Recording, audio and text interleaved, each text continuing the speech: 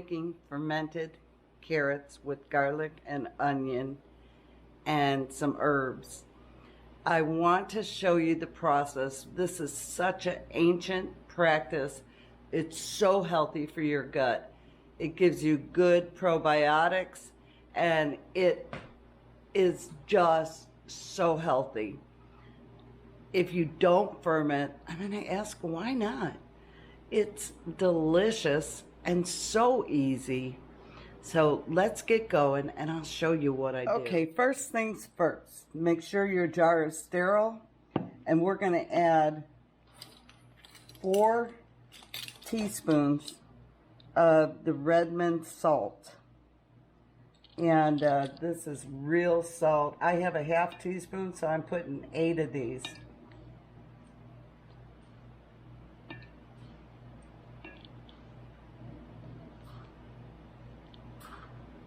There we go. Okay, next thing we're going to do is we're going to stir that up and make sure it dissolves really good. That's such a beautiful color. Now, this is really, really important, y'all. Don't use city water. Filtered or purified water. Because if you use city water with chlorine in it, it's gonna mess up your ferment. So this is a very important thing to remember. Okay, I've sliced up, not sliced, I have peeled my carrots, and I'm gonna cut the ends off of those. And then I'm going to make those into little discs. And all this leftover is gonna go in our compost pile. So don't waste anything, y'all.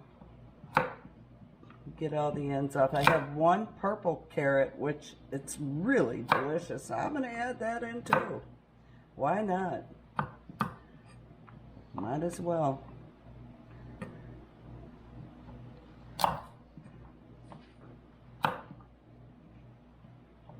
And these are all the carrots I grew, not all of them, because obviously we've eaten some, but these are the last, pretty much the last of my carrots.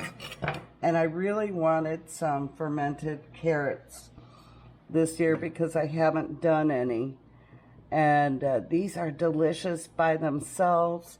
You can, you know, just eat them in a salad, however you want to do it.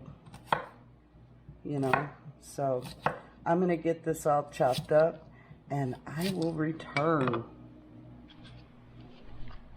I was just cutting, and I misspoke. I'm not putting those carrots and onions in the compost. They're going in my freezer bag for future bone broth, because you don't want to throw that away in a compost.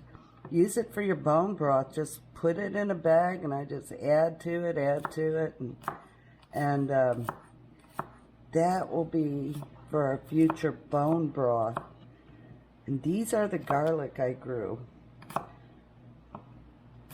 Garlic just makes this ferment so amazing. It's so healthy for you.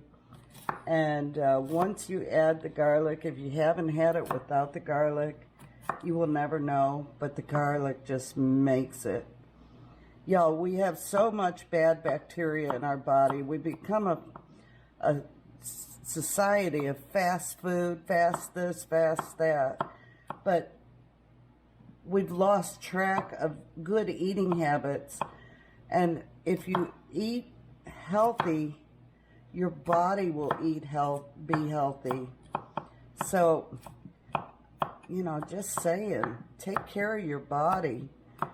Put some good probiotics in it, and your body will thank you. So, all right, next step.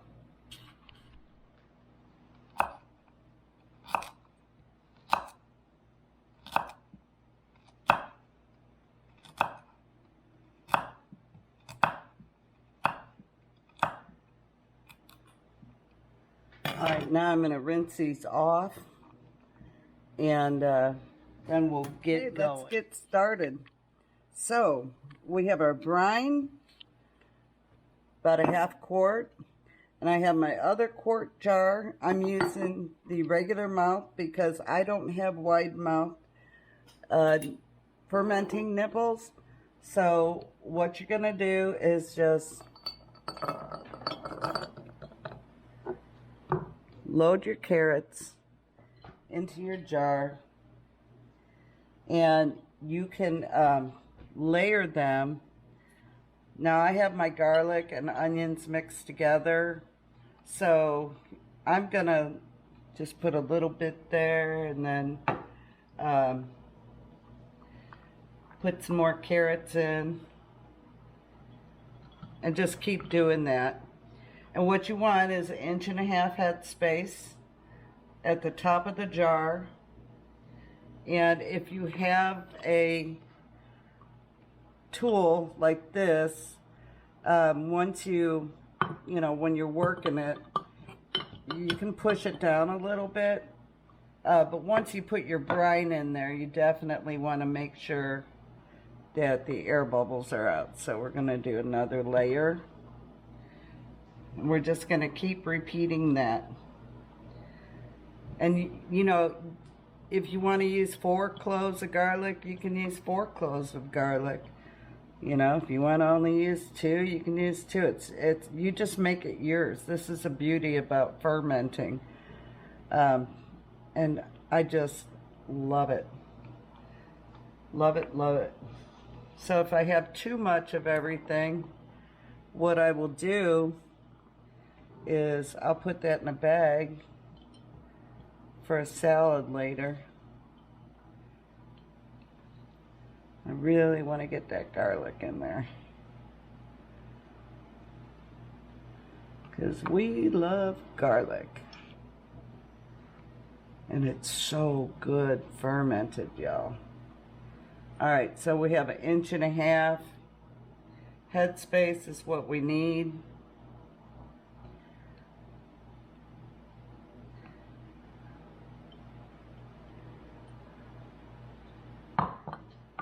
Push those down a little bit. I think I can get the rest of these carrots and onions in here.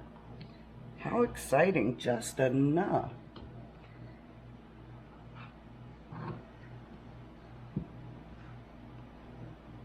Okay, so on your finger, each knuckle is 1 inch.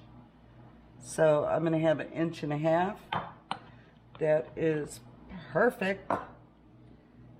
And I thought, wouldn't it be lovely to take one of the florets from my dill and just stick some in there. So I'm just going to push that down on the side. Oh, I wish you could smell this, y'all.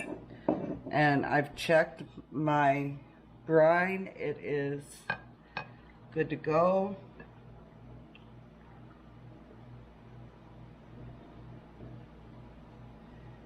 You want to make sure your vegetables are covered with your brine, y'all.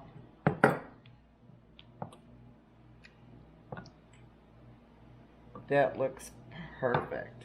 Perfect. Okay, now what we're going to do is, oh, I've got to go get the other, I got the wide mouth, wait, I'll be right back. Now, okay, that's a little full, so I'm going to dump just a bit out. The most important thing, y'all, is to make sure that you don't have any food floating on the top. And then I'm going to take my fermenting nipple, put it on top, and hand tighten it. It's as easy as that, y'all. So easy.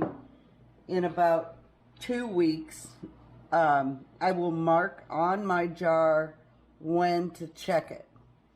And it takes about 2 weeks. This nipple will release the gas naturally. I will still put it on a plate though, because once those gases form and it starts to ferment, it will, you know, come out that nipple. I have my date marked, 7/26 is when I'm going to check this. And another thing I wanted to tell you, if you didn't have the fermenting nipple, you could put the skin of the onion over the top if you didn't have the weight is what I meant. So you could put the skin over the top of the onion and just make sure no vegetables are above it.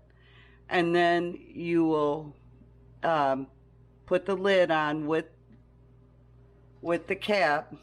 You put the ring and the lid on, and what you're going to have to do is you'll see bubbles coming up, and you're going to gently turn the lid like this without removing it, and you'll hear it go tss, and then you're going to tighten it back up, and you'll do that every day or two.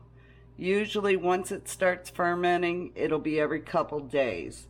So this is another way you can do it, and I hope that you try this and taste it, because this is one of the healthiest ways to eat your food and ferment it, and just give your body some great probiotics.